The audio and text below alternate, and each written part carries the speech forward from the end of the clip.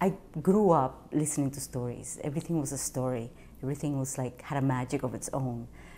Every night at 8 o'clock, the lights went out in my entire town, and it became really, really dark.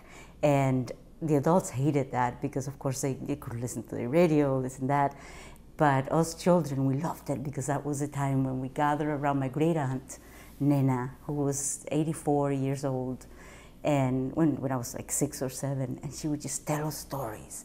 And her favorite stories to tell us were like her scary stories.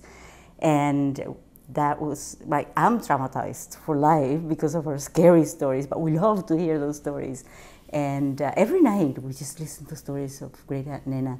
My Great Aunt Nena, she never learned to write and read, and she never traveled away from the town where I lived, where I grew up.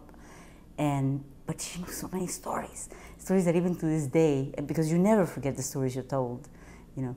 To this day, when I gather with my family in Cuba, my cousins and so on, all we do is remember this story and remember that story. We all go back to our childhood, to those days where we sat around Nena and listened to her stories.